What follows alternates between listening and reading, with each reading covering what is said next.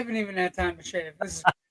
Welcome to Generation Movie on a Monday night. Welcome to 1.21 Gigawatts episode of Loud and Marty.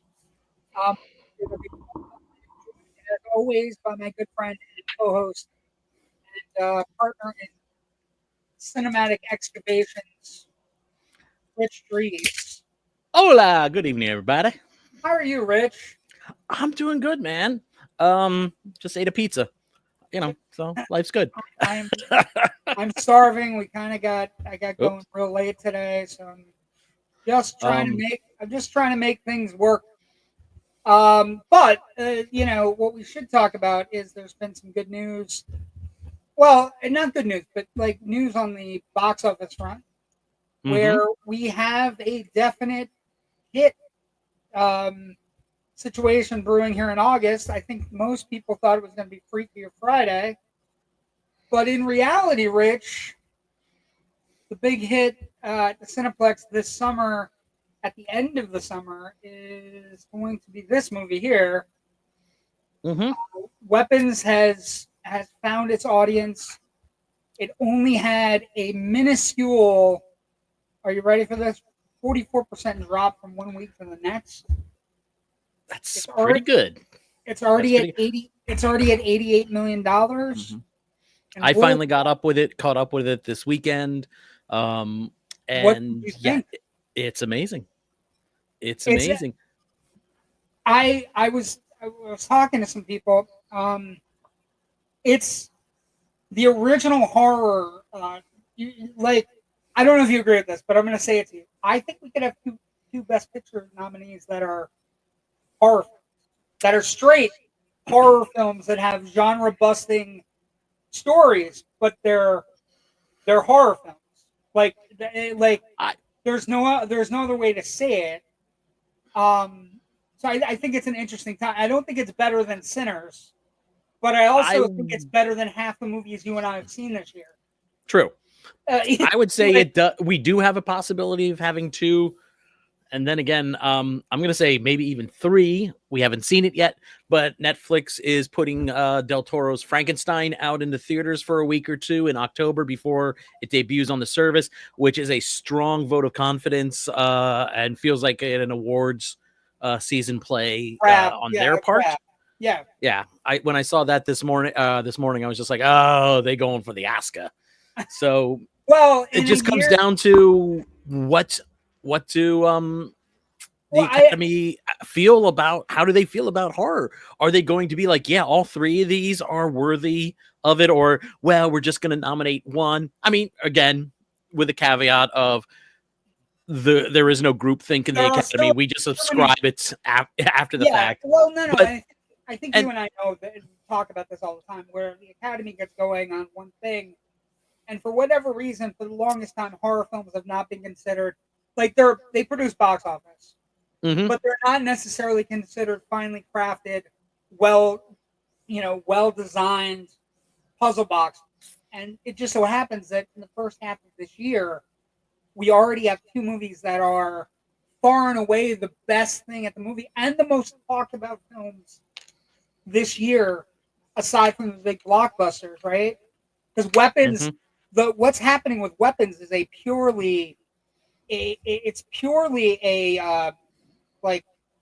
just a phenomenon of good word of mouth, the kind of word of mouth that you can't procure other places. It has to be people saw a movie, they come out of it, they say, hey, did you see it? You didn't see it? You should. And then all of a sudden the second week only drops 40%. And in fact, I would even suggest that Sinners and Weapons have a leg up over Del Toro's Frankenstein, simply because Del Toro won for Shape of Water. And so the Academy were like, well, we've already given one horror film from Del Toro an award. Again, caveat on groupthink, but voters could think, well, maybe we'll go for one of these other ones instead. Well, and I think again, for me, what's interesting is Hollywood every once in a while wakes up to their craziness and goes, why wouldn't we want these two movies that everyone has talked about this year? Why wouldn't we want Sinners that opened in what, April and played until July? Why wouldn't we want Weapons, which nobody was talking about, and now everybody's talking about it? Mm-hmm. And also is keeping the secret. Nobody is talking about Weapons. They're just saying you should go see Weapons, Mm-hmm. which I think is fascinating. Yeah, it's a very interesting film.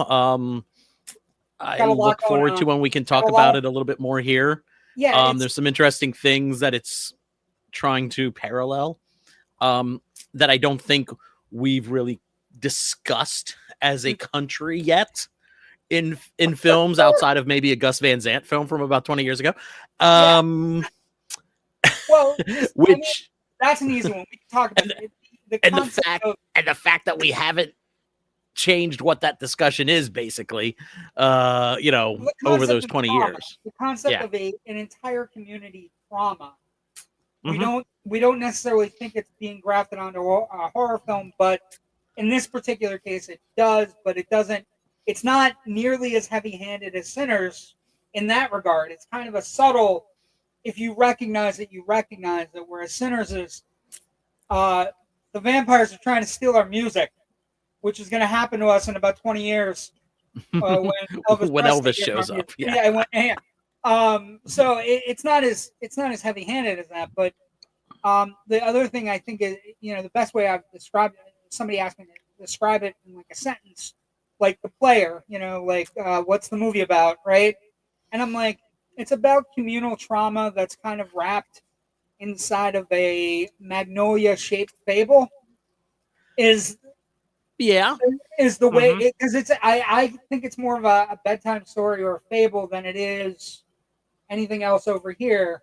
It knows what it's doing from the get-go, and the idea that he decides to put on various characters and where their paths intersect is one of the most fun movie-going experiences of the year. Just watching everything play out, realizing how much work has gone into shooting these scenes from 3, sometimes 4, 5, or 6 points of view, which is insane. It's fun to piece together. There was a point during one of those I felt we were starting to stray a little too far from the main story, and then it looped. As I started to feel that, it took us right in. Well, that's the other thing about this movie. I've seen it twice. Seen it with two big audiences. I went on opening day, and then I went on Saturday night.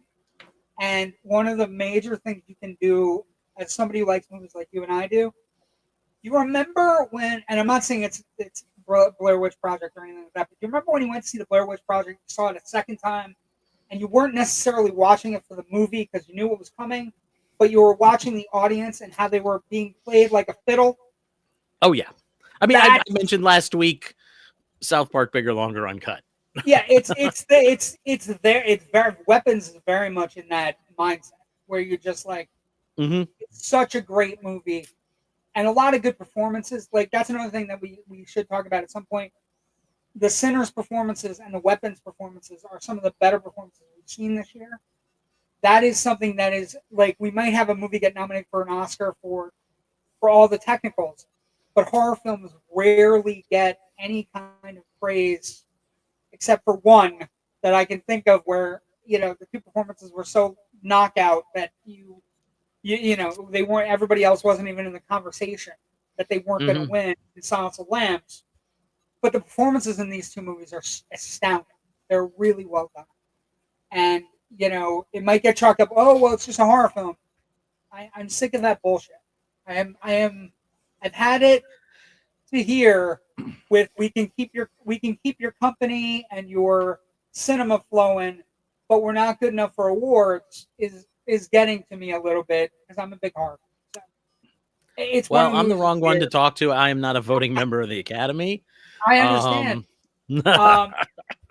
But I do want to talk about loss really quick. We lost this guy yesterday. Oh, that hurt. It was a kick, right? I think the interesting thing is we, like you and I, know him specifically not like this as a master thespian that he was in England where he grew up. We know him as this guy.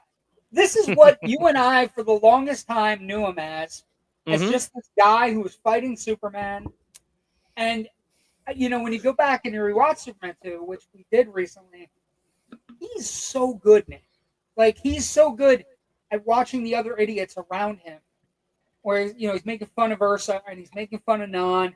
And, you know, he's just this pompous, horrible Kryptonian.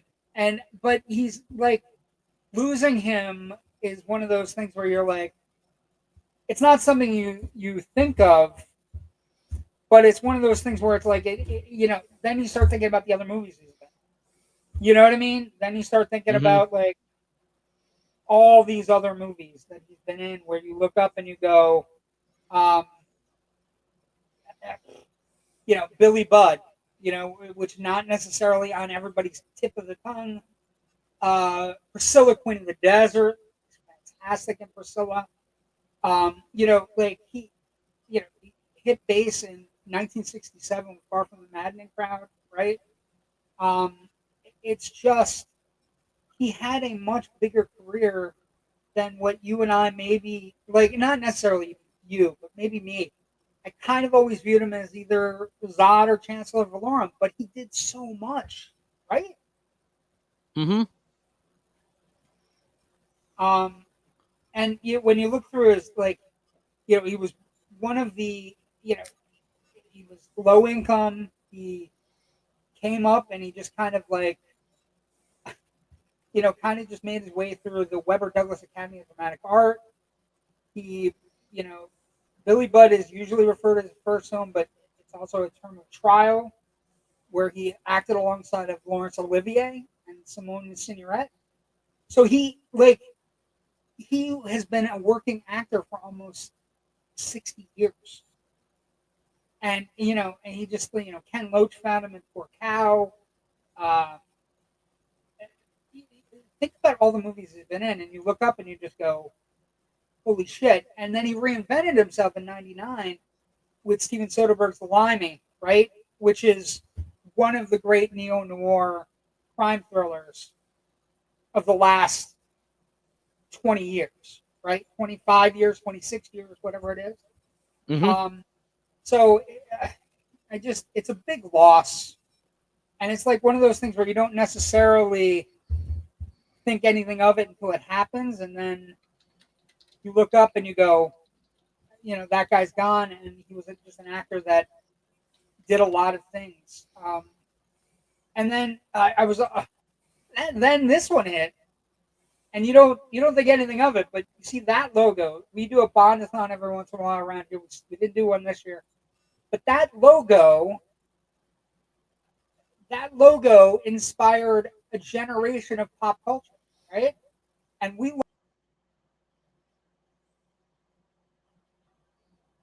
You there? Uh-oh.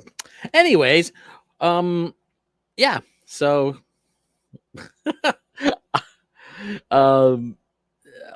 we're having a little bit of technical difficulty here. JW has had this before, I think last week or 2 weeks ago. Anyways, I'm gonna kind of read down through some of the comments. We've already got a bunch coming in. I can't throw them up on the screen because JW actually has control of the video and everything. So let me say, okay, Ken says, good evening, friends, and good evening as always, Ken. It's always a pleasure to see you. You are probably our most faithful viewer, and we appreciate and love you for it. Joe Ridgely, good evening, all. Good evening, Joseph. Hope all is good with you down your way, down south. And now we've got a great run of comments here from Raven. Raven says, hi, boys. Keep me occupied. It's been a few short days. A few shit days. Well, Raven, hopefully we're here to flush that shit away with some wackadoodle stuff. I'm sorry. I've been talking to myself for like 3 minutes. Jesus Christ. Yeah, dude, you just like disappeared. Aren't you watching your own screen? I don't know how I did it. Well, sometimes when I'm popping in other things, I'm on the screen, but I'm not. Anyway. I know. Sometimes I don't have this tab open when I'm like looking up stuff for us. Joe Karoff passed away. Yeah. He designed the 007 logo. And one of the things that I was shocked to read today, he was paid $300 for the logo design in 1963, no royalties. He was never included in the film's credits, never given residuals for any of the merchandise sold. He did get an Omega watch with the 007 logo engraving for his 100th birthday. But that was it. He also designed posters for West Side Story, Last Tango in Paris, Cabaret, for his 100th birthday. So 50 years or so after he designed that logo, then they decided, I think we have gotten a little bit of mileage out of it. Here's a watch, an Omega watch, granted. But seriously. He was paid $300 for the 007 logo. Yeah. And honestly, if the movie, if the franchise never went further than Dr. No, oh well. But we're not talking about that. We're talking about $1 billion franchise, like a so $5 billion franchise. I hate when I read stories like this about people who've contributed to our culture in a very substantive way. T-shirts and hats and bumper stickers and everything with that logo. Yes. Have been, ubiquitous and raked in millions, if not billions of dollars for Eon Productions. And it's like one of the most recognizable logos in the world. This guy got $300. There should at some point be a thing called gratitude that kicks in, and you go, you know what? We've made a lot of money off of this. I think it's only morally and ethically right to share. You think to yourself, God, it's shitty how comic book people are being treated, and then you read this story and you're like, yeah. He had him back to design posters. He designed the poster for Casino Royale at the end there. But it's one of those things that, the poster was done. I was looking Rich, it's one of those, some of the West Side Story, which is a phenomenal poster. All these. Can you get your microphone a little closer? Because I'm having you're starting to cut out. Am I starting to cut out? How about now? Yeah, there you Yeah, much. All right, it's pushed Thank back. You. It is what it is. I'm all for Clint. Okay. But Fair so enough. 2 sad losses. But Yeah. Weapons is chugging along. I couldn't be happier. It's one of the best movies of the year. And now tonight, Rich, before we take a 2-week break, we are taking a 2-week break. Actually, let's do the rest of the comments. Let's do the rest of the comments, shall we? Starting to do dishes and living in all this affair is hysterical. Thank you, Raven. So you literally, the lesson we got taught about in college, design. He's somebody who's often brought up a really fucked up example. It's kind of funny that it's getting brought up today. Jamie Hill says hi. I believe it's hi. I don't know why that's not working. I would assume hi. Hello, Jamie Hill. Thank you for coming. And now we get to the main event, Rich. I was thinking about this. Oh, okay. You want to talk about Paramount? I'm sorry. Yeah, I do. I'm excited. David Ellenshaw and Skydance came in and they closed the deal on Paramount. And they're saying that they have a couple of priorities there, getting Top Gun 3 out, which is probably a good idea because Tom Cruise is 68 now, 66, 68, somewhere in there. He's gonna actually be risking life and limb if he demands to be strapped into another. He already jet is and fly it. Risking life and limb. I'm just talking. His heart's gonna give out. Not like, oh no, I lost control of this multi-million-dollar jet and smashed it into the side of a mountain, all Richie Valens style. I'm talking. He's just physically. Yeah, no, I will say the interesting thing about what you were talking about, they have a distinct, we're not doing this for streaming kind of feeling to them, which is nice because Skydance produces a lot of movies. There was another thing brought up in Deadline about 6 hours ago that they are working to acquire Legendary. Yes. As well, to bring Legendary into the fold. And so they're obviously they're not gonna the Dune franchise and the Monsterverse franchise are kind of carved out of that deal. they would stay with Warner's. But yeah, so that's exciting. He's already making some big moves. You know, he's saying Star Trek's a priority. It would be interesting to see exactly what kind of priority. Do they do a fourth Chris Pine movie? Do they do something entirely new? Do they bring... The Star Trek thing is interesting because I think what they've seen is that it's doing fine on streaming, but like the movies aren't doing great on streaming. Like the original movies they're doing on streaming aren't great. Like the last one they just did about Section 31 was a piece of shit. Yeah, it's a bad movie. Let's just not, dance around that. But the series, I think, for the most part, are doing fairly well. Strange New Worlds is doing great. Strange New Worlds is very good. But I think I'm already missing Lower Decks. Yeah, Lower Decks is, Strange New World has been really good for me.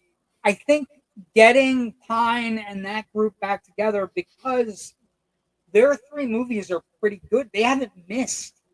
You know what I mean? Like, they have varying degrees. You sat next to me during the second one and felt my distaste roll off of me like a cloud of pungent smoke. But I did not like Into Darkness. I thought it was just, it relied too much on the audience's attachment to characters that had been played by other actors and not as established by the current two. It required on the Trek. Yeah. But they did, I felt they got their footing back with Beyond. Star Trek Beyond was pretty good. Like, fun. Not life-altering, not Wrath of Khan, but fun. And I think getting Pine and getting Quinto back and getting all, the problem might be with replacing the person who played Chekhov, who passed away. Could be a problematic. Also, I say for this group, you just don't recast. Chekhov got reassigned to another ship. I think you don't recast.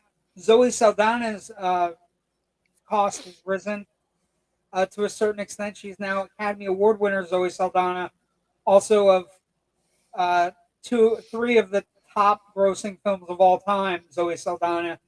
So there might be problems here or there, but what I think the thing for us that's the most impressive is that they're clearly not in it to build Paramount Plus and not build a streamer. They're in it to compete at the cinema, right? Yeah. We're in it to make money with theaters and to make money with movies. Where I think I think they'll still continue to produce some new content for Paramount Plus, but it's not going to be movie content. It's going to be series content. So I figure we'll get some Star Trek continuing on Paramount Plus, but they are definitely trying to get it back in the theaters, which is where it also belongs. I also was looking at, like, the interesting thing is they put a lot of stuff on Paramount Plus that might have opened modestly here or there.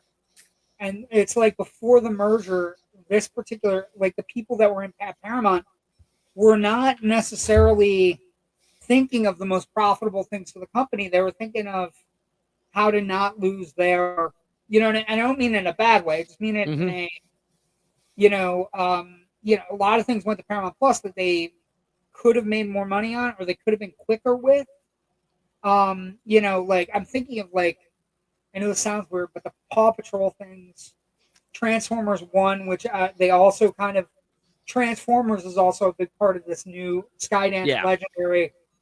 They're also a big part of this new thing. And remember that the last Transformers movie had a very big crossover event planned at the end of it. And I don't see that happening now. I honestly think they're going to walk away from that idea and just say, let's do a G.I. Joe franchise here. Let's do our Transformer franchise here. There's years they've been talking about, like, transforming over all the Hasbro shit. What about the batshit insanity of what that could entail?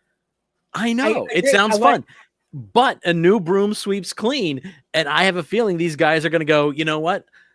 Even if this is successful, the previous regime who started this all gets the credit. We don't get the credit. And that's why you often see a lot of in development projects like that stuff get quietly. I think it's exciting. And like I shoved said, off the desk into the circular file.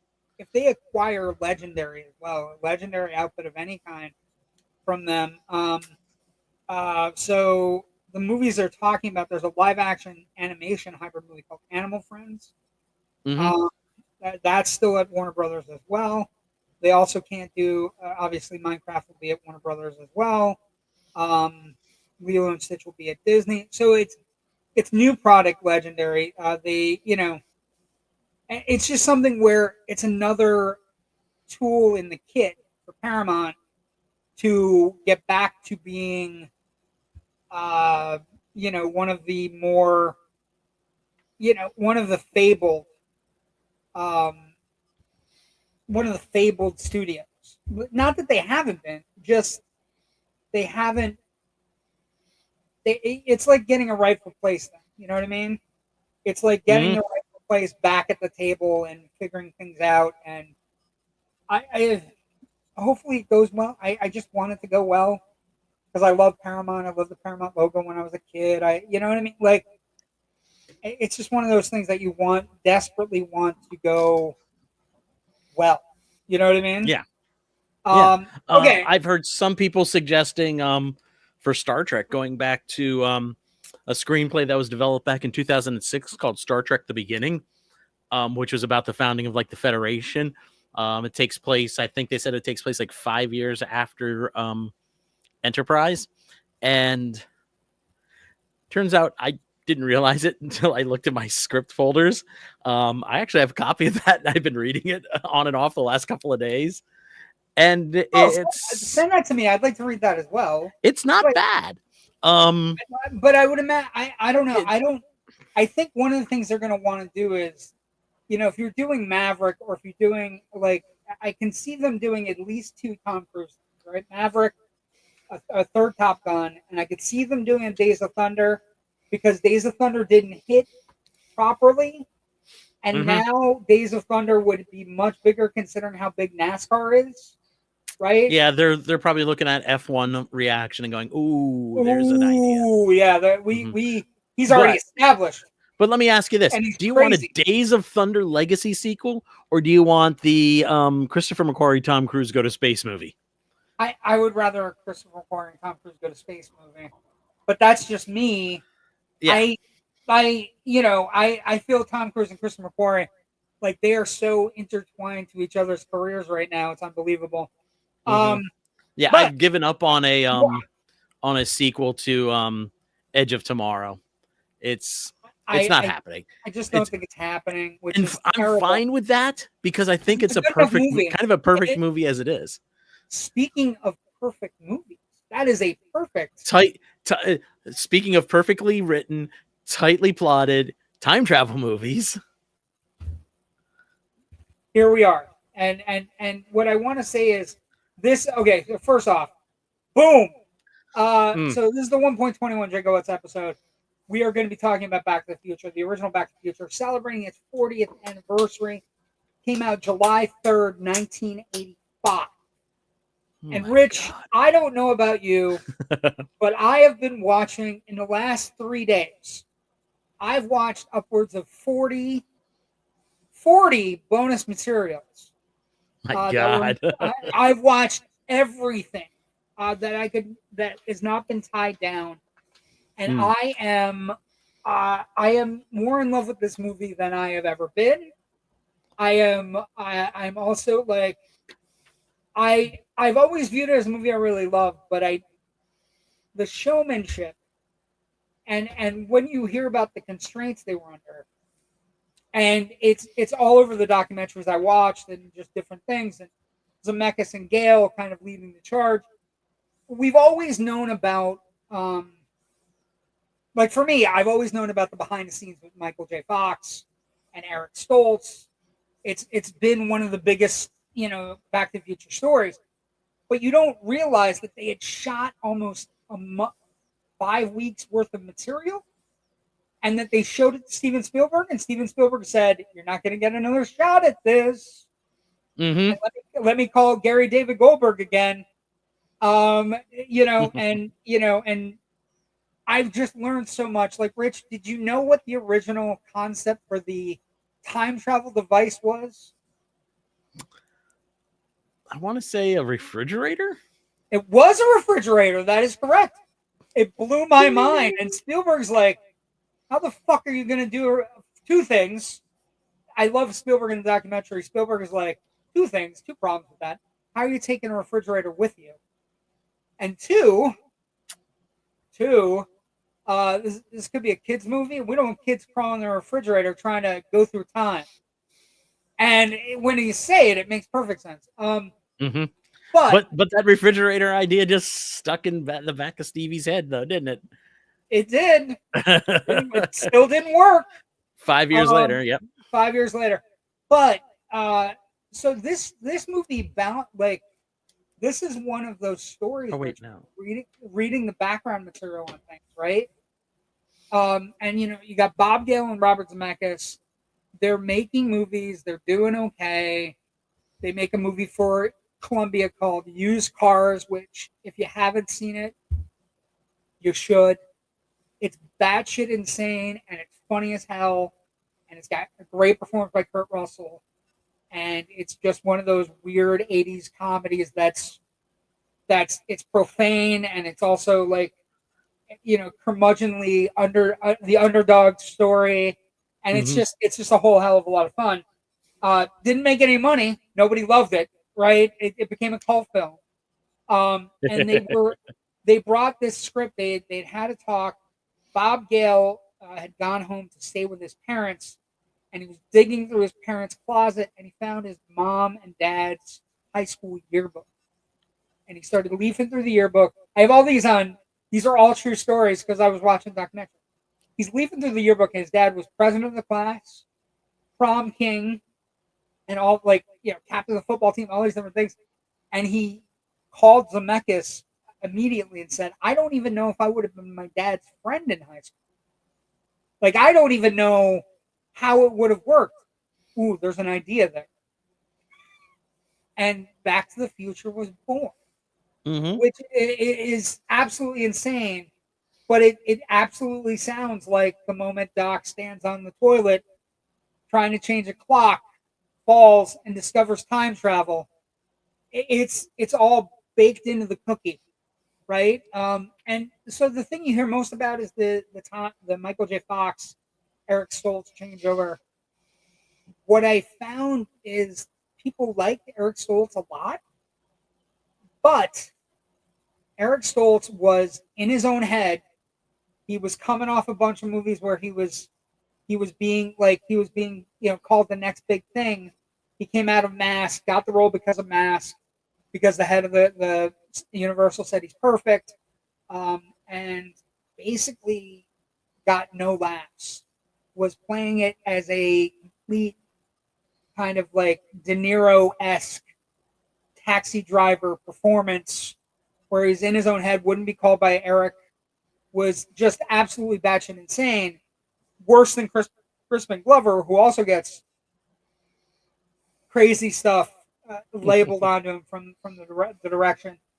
And when they shut down production and brought Michael J. Fox in, which was a huge negotiation at the time, because basically at the beginning of the movie they sent Gary David Goldberg the script, and I was in one of the production stuff. It says Michael J. Fox says Gary David Goldberg did the script. He did not tell me about the script, even though it was sent over as a courtesy. Hey, we really want your kid. We'll work around your schedule.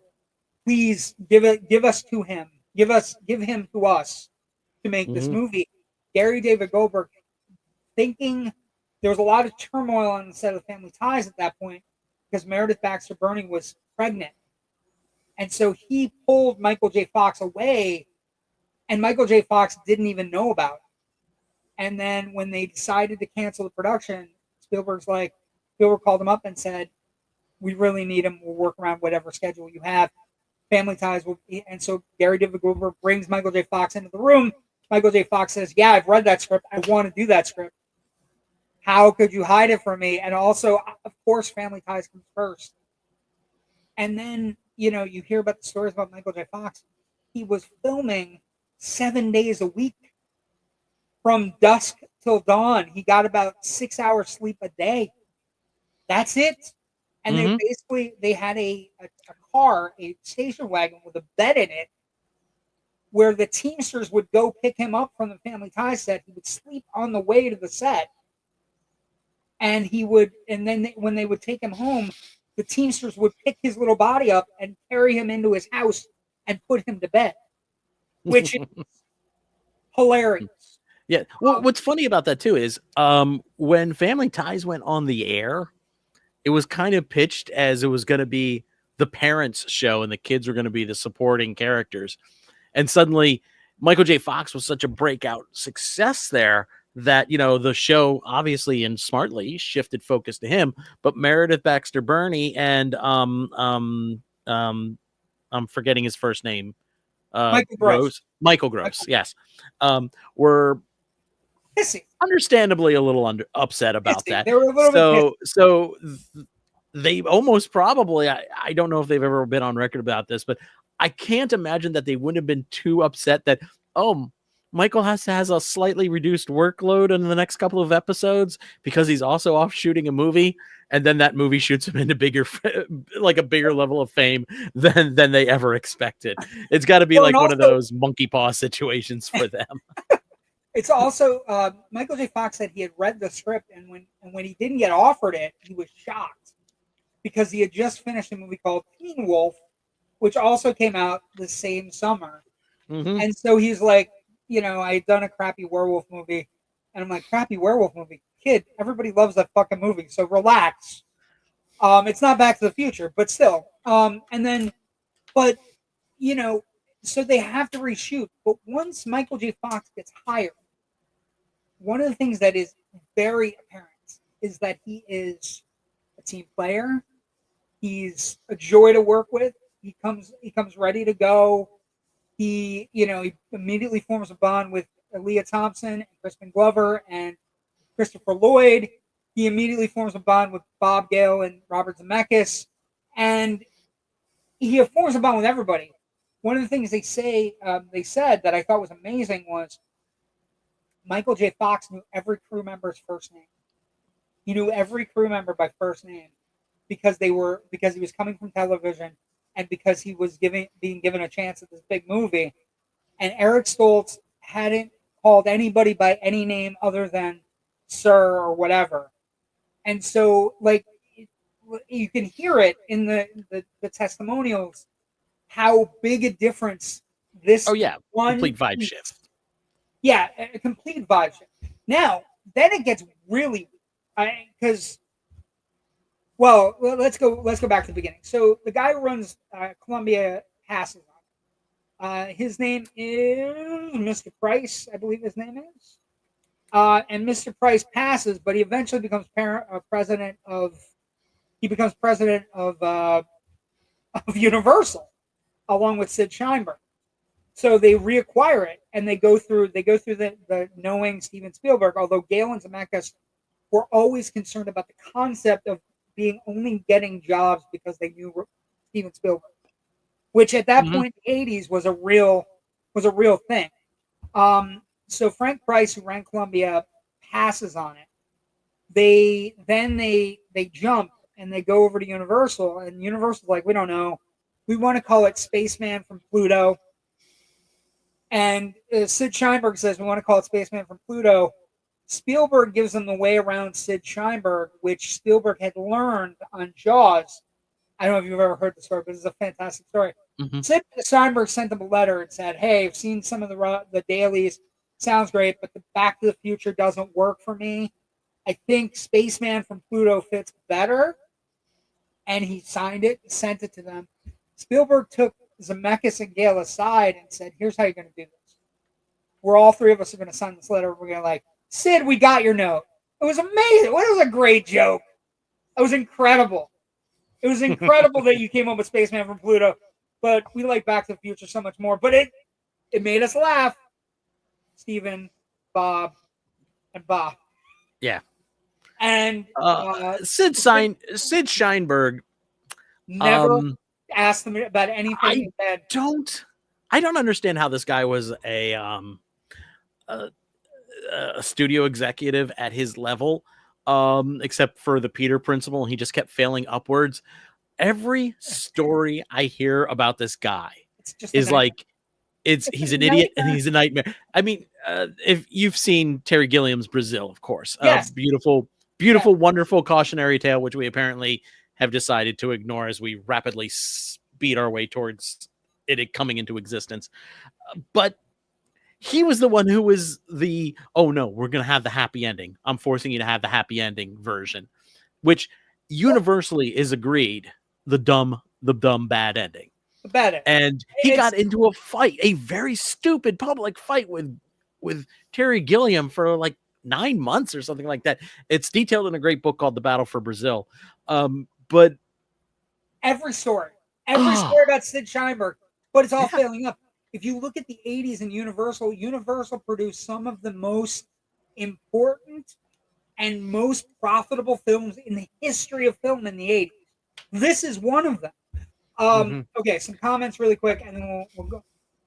Refrigerator, telephone box, police box, and no, nothing to see here. Bill and Ted used a phone booth, almost same as a fridge.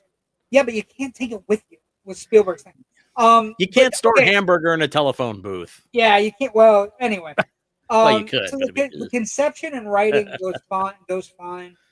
And they basically pitch it, they do whatever.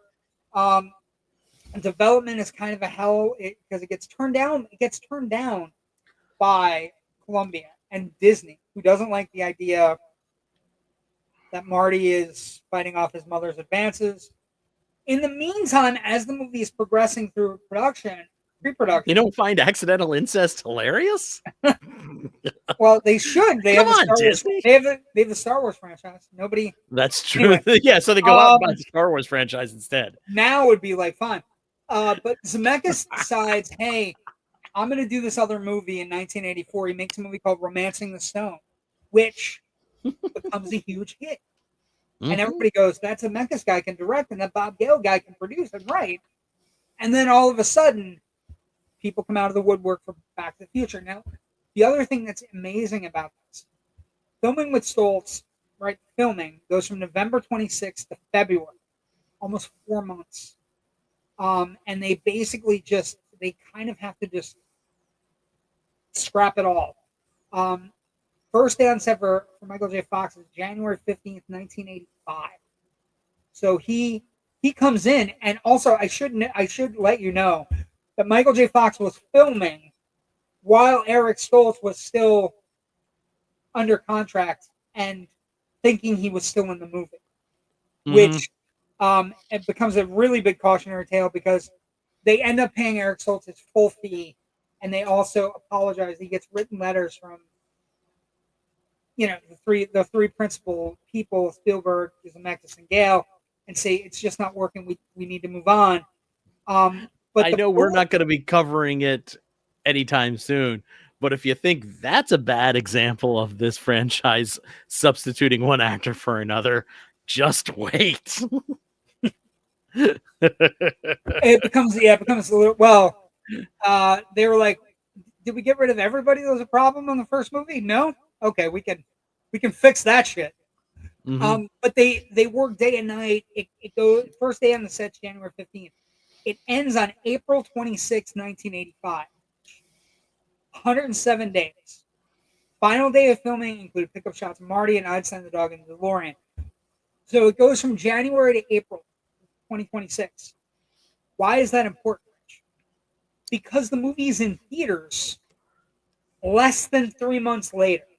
Right? It's in theaters on July 3rd, 1985. Which means the production for this movie is incredible, but the post-production is insane. Is insanity. They had double of everything. So everything you think about in a movie, set design, editors, sound effects editors, special effects artists, they had double or in some cases triple, where talented editors were actually passing off chunks of the movie to one another. One chunk of, like, for example, the opening sequences with Marty in Hill Valley with like going around on a skateboard, or the setup inside the house was done by one person. The person doing the editing on the first time he fights Biff in the town square was another doing editing, and then the third editor was doing the final third of the movie that takes place before the clock tower ignites. Mm-hmm. So when you hear them talk about it, so like the pieces that have to come together to get to this point in the movie are so high. They're so extraordinary. And it should be noted, this is all analog. They don't have any kind of digital editing and nothing like that. They're still, they're still editing on Steambacks with the bags of footage next to them, rummaging around looking for stuff.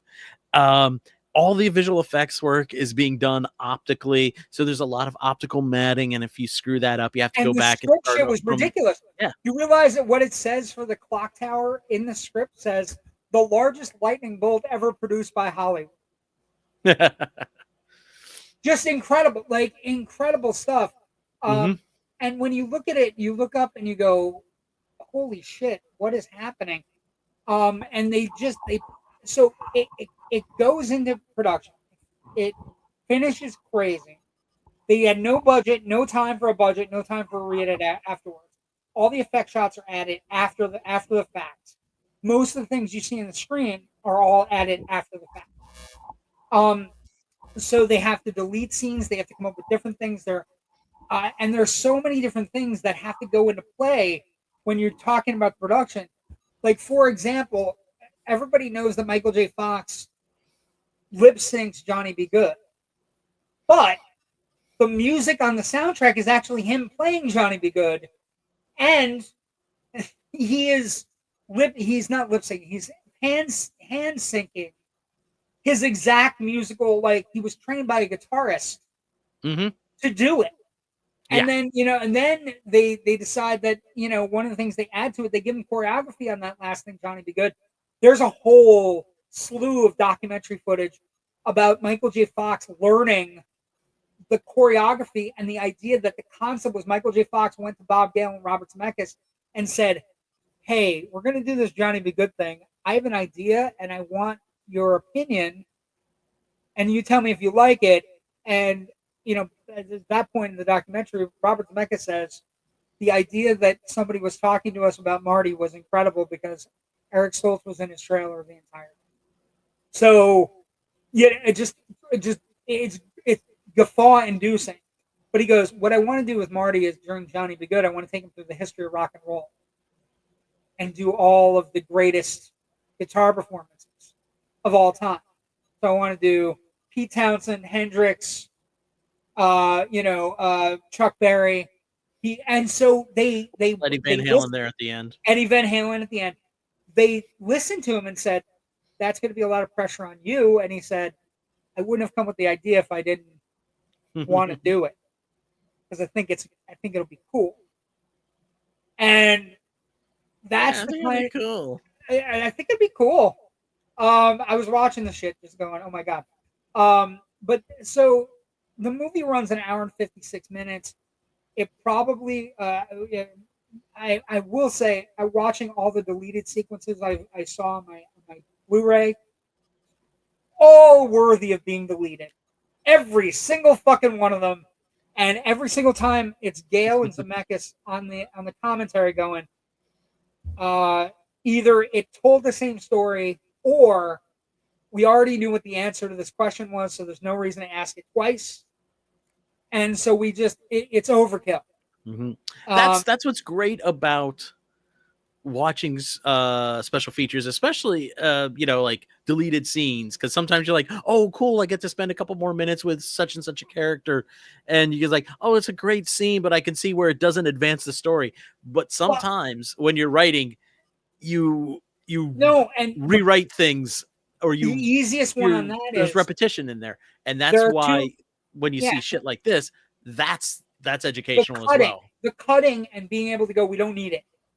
I'll give you an example of the one that was like, it was two deleted scenes that lopped on top of each other. There's a deleted scene where It's kind of a creepy scene where Doc's looking through his bag, his briefcase that Marty shows him, and he finds a hairdryer. He's like, "What? Don't they have towels in the future? This is ridiculous." Puts it down, and then he finds a Playboy, which is super creepy, and I'm so glad they cut it because I don't want Doc with a Playboy at all. But the hairdryer is in Marty's belt when he goes and talks to George. It's in his belt when he goes to talk to George. Also, you'll remember, so in one sequence, he plugs it in and he points it at Crispin GLover and says, if I have to come back, I'm going to melt your brain. Right? Mm-hmm. Cool. It's after the Eddie Van Halen tape, which, by the way, Van Halen wouldn't do it, but Edward Van Halen said he would, and that's why it's his music that's playing. It's just Eddie Van Halen, not everybody else, which was a whole other thing. And then you look at that, you go, oh my God, that's incredible. But then when George runs up to him the next day and says, I have to get a date with Lorraine or Darth Vader and Planet Vulcan's going to melt my brain. For the longest time, we've always thought that it was melt my brain because of Eddie Van Halen. But in reality, it was the silliness with the hairdryer that did the scene. He goes, and when they showed the cut sequence, Gale goes, the great thing about this is it just sounded like Crispin being a complete flake. It sounded like him being a complete, he's going to melt my brain. Right? It just sounded ridiculous, even though we had it in the script that he was going to melt his brain. And so when it happened with the audience is like, oh, he's such a nerd. Right? But in reality, it was already there. Like, it's incredible stuff like that. Before we end production and we start talking about the rampant success of this movie, just remember that it wasn't completed until June 23rd, 1985, and the movie came out. The original film negative wasn't completed until June 23rd. It opened a week later. But I'd be remiss to not talk about the design, and I'd also be remiss to not talk about Alan Silvestri, because this score is, and I'm going to put this to you, Rich, as we've talked about a lot of movies, is Alan Silvestri's score for Back to the Future the most well-known score not likened to John Williams in the history of film? I was thinking about it really hard. Seriously. Is it the most complete? I mean, the other two that I'm thinking, score. The other two things that I'm thinking that are non-John Williams, both started in TV though. I'd say Mission Impossible and the Star Trek theme are, would rank above. The only other one I could think of was Lawrence of Arabia, where the score is. Or at this point, if we're going that far back, I'll go back even a few more decades and say Gone with the Wind.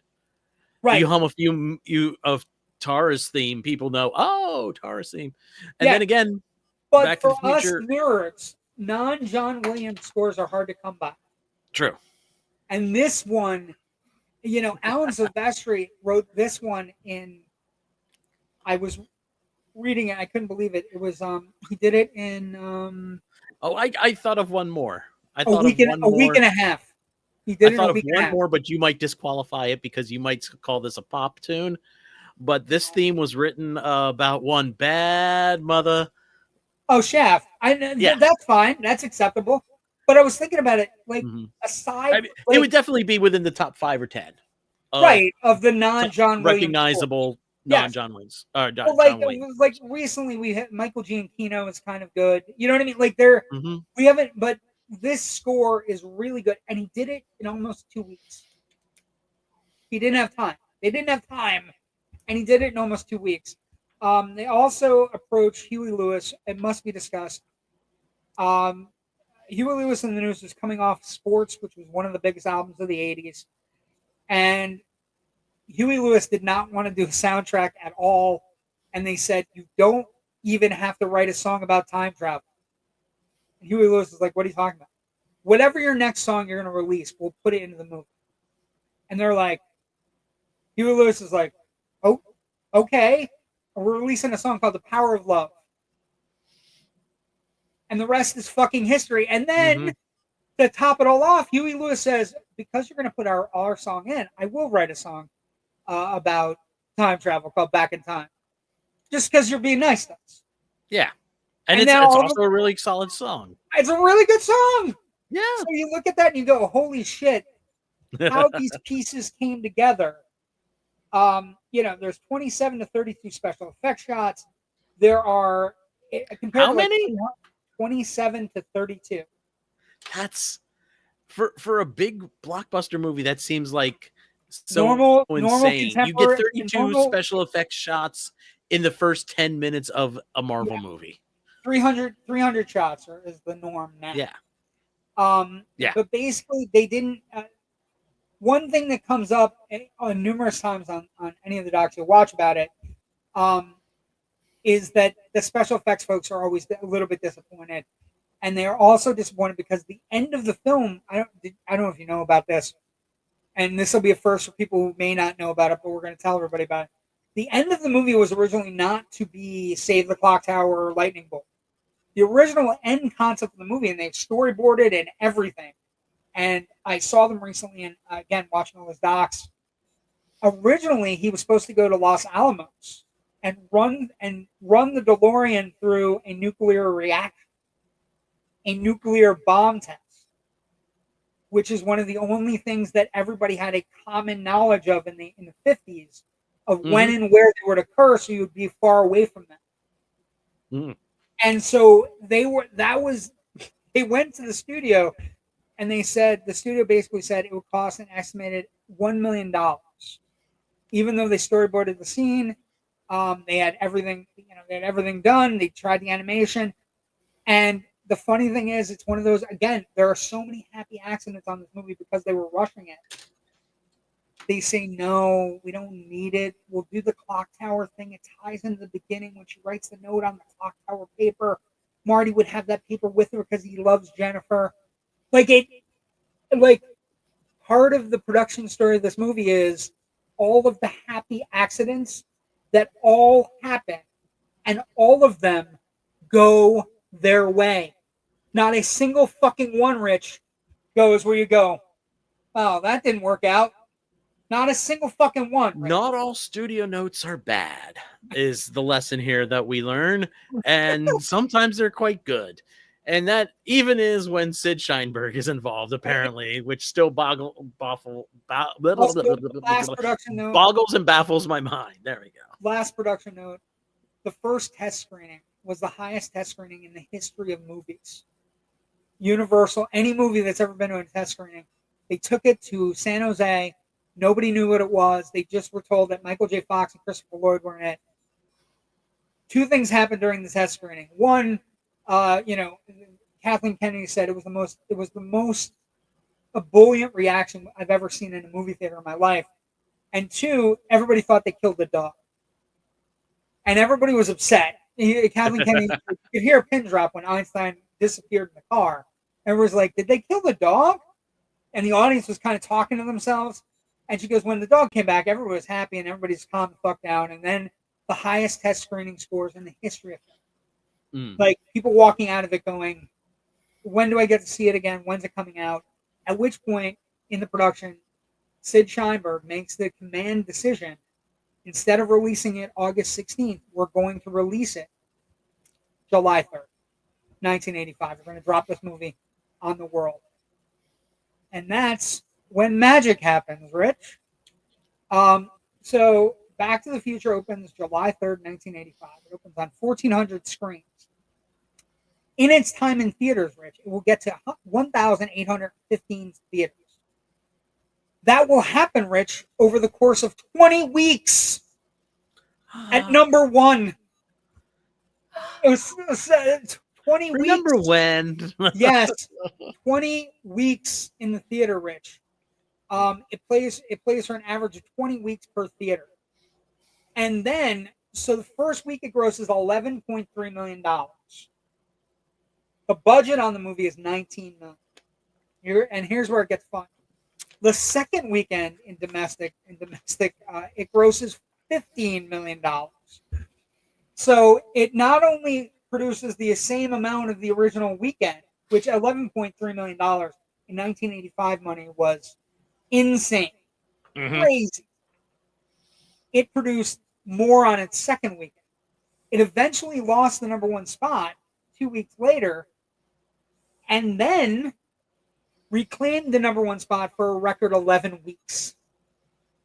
So Sid Sheinberg, who we've been kind of pillaging a little bit too much, uh, was responsible for this movie and E.T. and Jaws.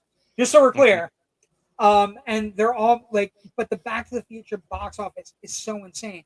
It ends up grossing a staggering for 1985, 215 million domestic. It grosses another 173 million internationally, which is also interesting because as it's one of the few American movies that is very American that translated overseas, right? It was a huge hit in the 80s. Like we talk about it a lot now, right? What's a movie doing domestic? What's it doing international? Even some of the talk recently about Superman has been in its own great domestically, but not international. This is 1985 when international wasn't that big. No. 173 international. The adjusted gross for income would be $653 million, which would put it second this year. Third. I'm sorry, third. It would be after Jurassic World. But so many things happen during that opening, and it becomes one of those amazing stories where it opens big. It opens on a Wednesday and Thursday, grosses 3.6, does another 11.3 during its inaugural weekend. It's the #1 film ahead of the Western Pale Rider. Second weekend, Rambo comes out, and then it just keeps on. It keeps on replicating the 10 million, 10 million, 10 million, 10 million. It beats Mad Max Beyond Thunderdome and Cocoon. It also comes in its third weekend ahead of E.T., which at this point was also being re-released by Universal. And E.T. is making $8.8 million of its treasure trove. And then it fell to #2 in its fourth weekend, losing to, can you guess the movie it lost to in 1985, Rich? No. National Lampoon's European Vacation. Okay. Yeah, 12.3 million. But then the following week, it regained its #1 thing and then remained there for the next 8 weeks. Our second weekend was higher than our first, which is indicative of great word of mouth. It ends up becoming, by October, it's grossed 155 million domestic, which means it beat Rambo First Blood Part 2, which was at 149. It then also beats Rocky 4. So that year, 85, Stallone had Rocky 4 and Rambo, and was having the time of his life. It also outgrosses The Color Purple. It's just an amazing year at the box office, even though it was a down year at the box office. 85 was a down year. But the little engine that could of this movie, the idea that it played for almost 20 weeks at every theater it was at. So it opened in July, 20 weeks puts it 4 months later. It didn't end until October. And, it's at this point that I say, hey, I love James Gunn, and hey, I love Superman, and hey, Superman should not be able to be watched at home right now, tonight, as soon as I get out of here. You shouldn't. I'm just saying. I'm not disagreeing with you, but when HBO moves up the release of Deadpool by a month, and you prefer to have everybody being able to have seen Peacemaker, excuse me, moving Peacemaker up by 4 weeks. Yeah, I don't. Having seen the first 5 episodes of Peacemaker, I don't think it's super. Have you seen? I don't think it's super, necessary to have seen Superman. And honestly, based on, especially that first episode, parents, please, because I don't want to hear any bitching about it, please heed any content warnings that will be, especially on that first and second episodes. This is the point of the night where I say I hate you, Rich. Okay. Because if you let your cute little bundle of joy watch this, you're not going to be happy. I don't think a lot of people aren't going to be happy about it. Critical response then and now.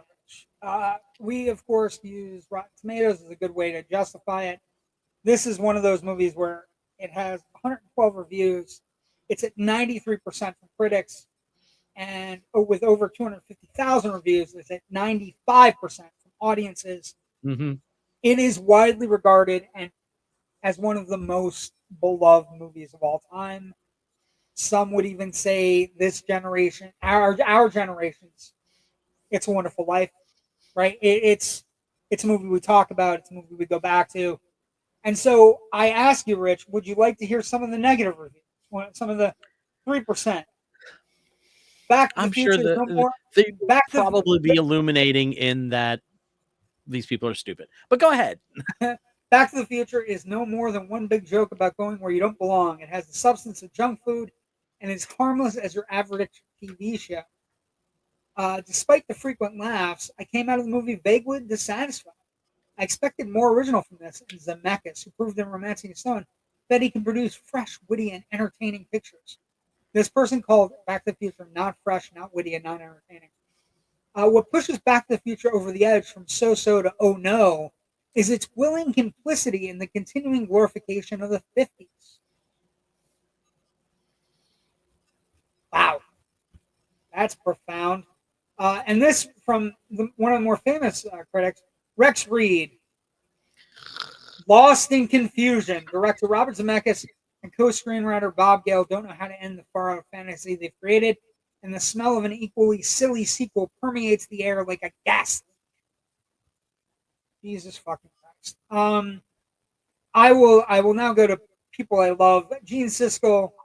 Gene Siskel started off his review as, "It appears to be a movie with everything wrong about youth-targeted films, but it subverts expectations by focusing on a relatable narrative with an emotional core, with an irreverent, good-natured humor," which I think is just about, for me, Mm-hmm. it's just about the perfect review. I rewatched this. It is so good. Like forget all the stuff you remember, that it gets all of the time travel stuff eerily, wonderfully correct. Going from the Twin Pine Mall to the Lone Pine Mall, all the different, like all the weird little shit that you can notice watching a movie over and over and over again. Michael J. Fox is so good in it, but it's not just Michael J. Fox. He's great. But the more you're watching it, Lea Thompson's fantastic. She's very young when this movie happens. Christopher Lloyd is equally fantastic in creating a mad scientist that you can all fall in love with. And Crispin GLover, by God damn it, he's so pleasant and so engaging as the lovable doofus. Not to mention all the other people. Everybody is so good. It's everybody giving really good performances. Mm-hmm. And the script is airtight. Like, it's the kind of airtight where you sit back and you go, how did humans craft this? Right? Because usually people fall into their own ruts or whatever, and it just, everything works. And then when you finally find out it's been rushed, and it's been like, it makes it all the more like you're willing to overlook. Like, one of the things that I picked up on was, one of the effects guys in one of the documentaries says some of the effects aren't even done. To be honest, right? He's honest, right? And I'm looking and going, and you know what? You don't care. You just don't care. No. It's original, and it's witty, and it's beloved, and it's well done, and it's emotional, and like you pick up on like the little nuances. Like you can put your mind to anything if you do it. Marty doesn't, is the kind of person that doesn't want to hear rejection, right? Has to go through rejection from his own mother. Like it's Freudian, but it's also like just what every teenager in the 80s was going through, trying to find their niche, trying to find their place. And, the sheer volume, like the idea that they built Hill Valley wasn't a real city. They built it on its own. The set design, the production design of the DeLorean. I had never realized that there were 3 different DeLoreans that they bought and they built they rebuilt from scratch. There's A car, a B car, and a C car, and sadly, only one of the three is still in existence because one of them was destroyed during the making of Back to the Future 3, and then the other one just kind of was used for pickup shots with Marty where they cut off the side of it so they could put a camera mount on it. So there's only one DeLorean from Back to the Future that's still alive, and they did a whole show about putting it back together with these guys who designed DeLoreans from Back to the Future, fans. They let the fans redo it. It's just one of those movies where everything clicks into place. Everybody's perfect. I can't imagine Eric Stoltz being in it. Like, I feel bad about that. But it's, and then the time travel shit is just, it's impeccable. It's the kind of movie that you show people and go, do you want to write a screenplay about time travel? Because it's really fucking hard. Getting everything right is really fucking hard. Mm-hmm. Figuring everything out, I was thinking about it today, like, we've taken for granted that Marty creates the skateboard and he creates rock and roll and he puts his parents back together and he, like, all of these things with this one character. And the other two movies are good, but they're not this good. Like, with lightning in a bottle, kind of like just, Maltese Falcon line, Rich. It's the stuff that dreams are made of, right? It's the stuff by which you and I became more in love with movies after seeing them. Yeah. You know what I mean? And it's just, I can't imagine a world without it. And it's like this rewatching, it's been in my top 20 probably forever, but it's probably in the top 10 now just because watching all the stuff and falling in love with it all again and then realizing how much fucking work they put into it and how fucking like lucky we are that we got it at all. You know what I mean? Like, it jumps up the list, and it's so amazing. And the other thing is all the criticism of, like, it's a little risque, she's hooking, but they solve it, right? Yeah, Lorraine wants to hook up with Marty. Yes, fine. Criticize all you want. They solve it in the best possible way by Lorraine as a character emoting and saying, it's like kissing my brother. Like, it doesn't work. And then you look at the next two sequences where Lorraine has to look at George. And Lea Thompson is really good in this movie. Like, I don't think we give her as much credit as we give Michael J. Fox and Christopher Lloyd, but she's really good. That after he knocks out Biff, the way she looks at him from the ground is stellar. And then the kiss on the dance floor, like, it's a perfect movie. It's probably one of the 4 or 5 perfect movies we have in our lifetime, where you sit back and you go, not a fucking thing wrong with it at all. No. Right? Yeah. Legacy franchise vibe. So, let's get this out of the way. They should not make a sequel. They should not reboot it. They should not do any of that. They should just re-release this movie every 5 or 10 years when it celebrates an anniversary. Let everybody go with their families. They should never reboot it. They can do what they did with the musical, right? Because we now have a Broadway musical that is apparently very good and also doing very well on Broadway. Sure, an adaptation. Do all you want. But if they were to remake Back to the Future today, Marty goes back to 1995. Oh my God, 9 Inch Nails. Yeah. Jesus He invents, I don't know, they do something stupid Nirvana. like he invents grunge. Yeah. I'll put my pinky out because you and I have to. That's a pinky thing because we both came up with the exact same moment. Okay. Or he inspires the new swing movement or something. He inspires the Stray Cats. Just like I don't think it's a good idea. I think while it's always going to be there, the one thing that we have going for it is that Gale and Zemeckis own the rights to it, and they have said numerous times we are not going to reboot it. There's not going to be a sequel. And the other problem with, like, even if we were going to get a legacy or franchise or or reboot or whatever, the real big problem is Michael J. Fox's health is not. Unfortunately, he cannot come back and do what he would make Marty passable, right? Mm-hmm. So, I saw Nobody 2 over the weekend, and Christopher Lloyd's in Nobody 2, and I was so happy to see it. And it was really fun. But the idea, like, all the stars are much older. One that could come back pretty easily is probably Lea Thompson, right? She's actually kind of taken everything she learned on this movie and is now directing a lot of stuff. So good for her. But it's always going to be a viable, like, because it's so enchanting, and because the other movies are good too. Like, all three of them, it's not a perfect trilogy, but it is a good trilogy where you don't always have good trilogies, right? It's three good movies. 2 is good and 3 is pretty good. You know what I mean? Pretty great. I like 3 better than I like 2. Just because I like westerns, so I'm all about the Clint Eastwood business. But it makes 2 good sequels. They're not as well received as the original.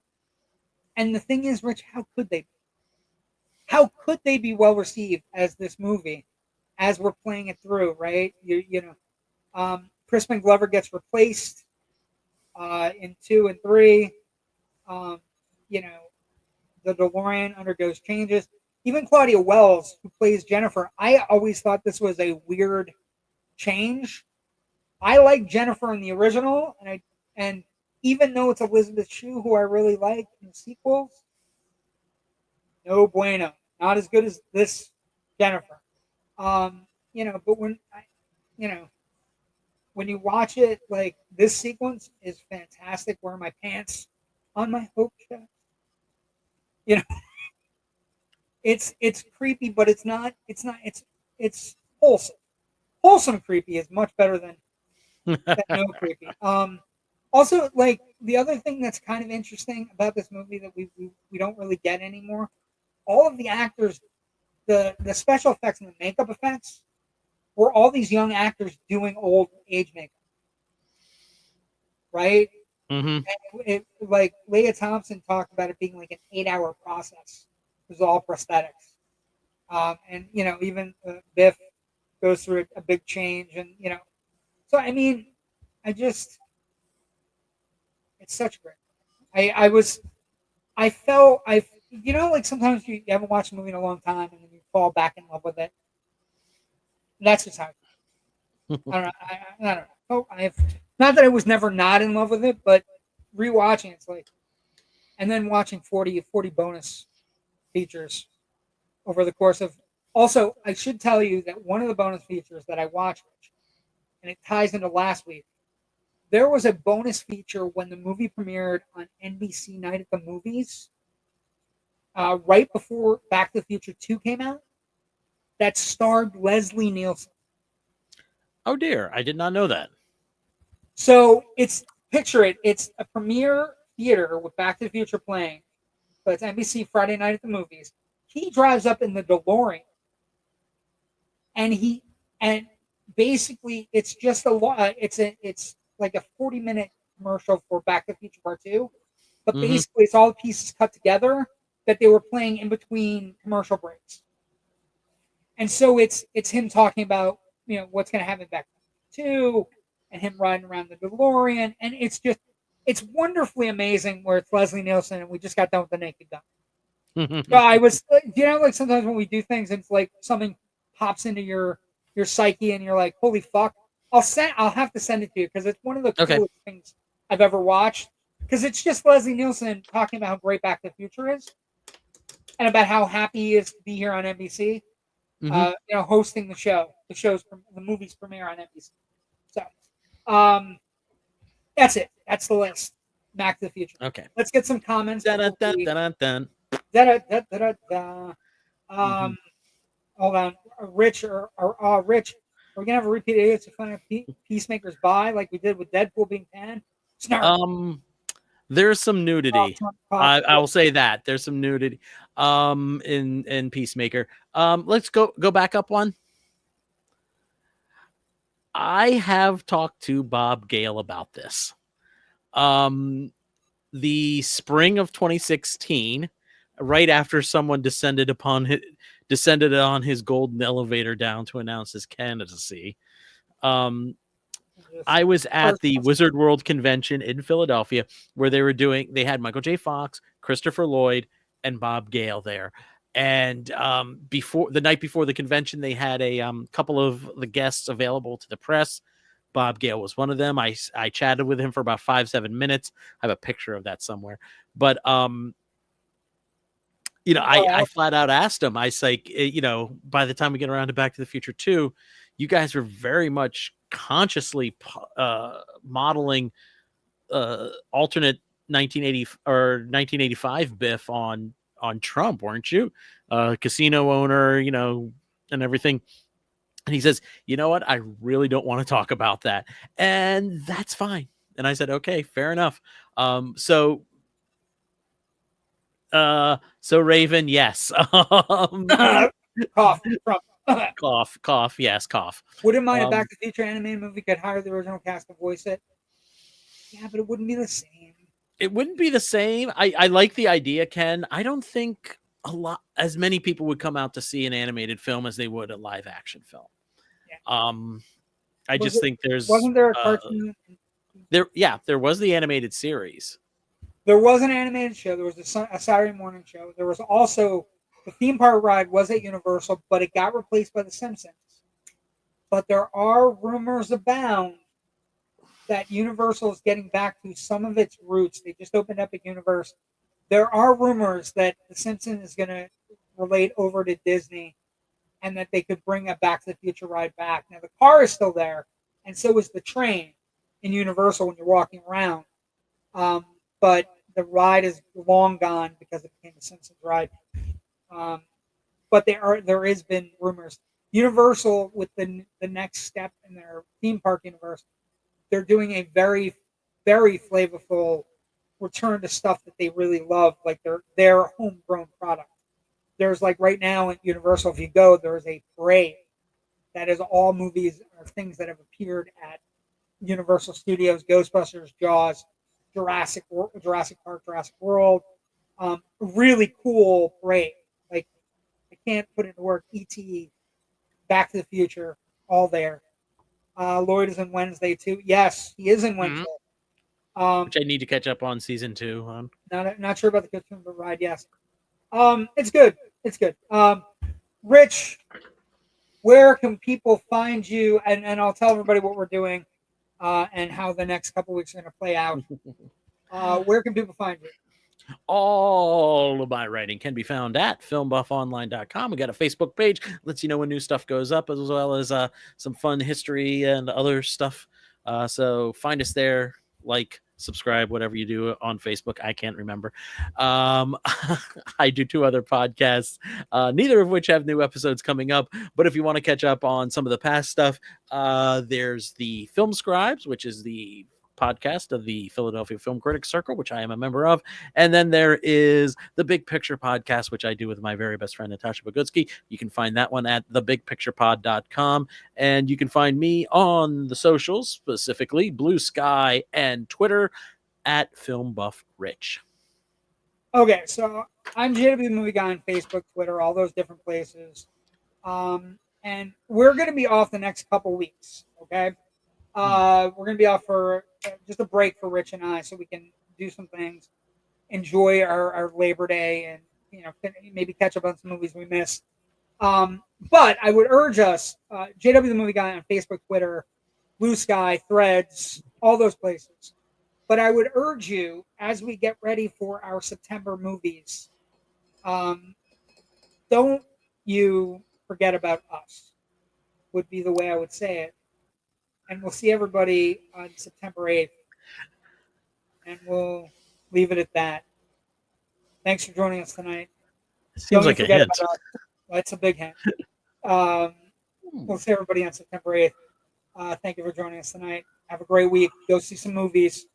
We are also, if you are around a Dolby theater next Monday night, Batman and Batman Returns in Dolby. Oh, for the first and okay, I'm sorry. Finish your thought. No, in Dolby for the Okay. first time, with apparently openings from Tim Burton and Michael Keaton, is what I'm hearing. So Oh, nice. yeah, I would kill to see Michelle Pfeiffer in her Catwoman outfit again, but that's just me. What were And you? if you, yeah, Raven is shouting out that Clue is back, and I think it's Cinemark is doing it this coming weekend.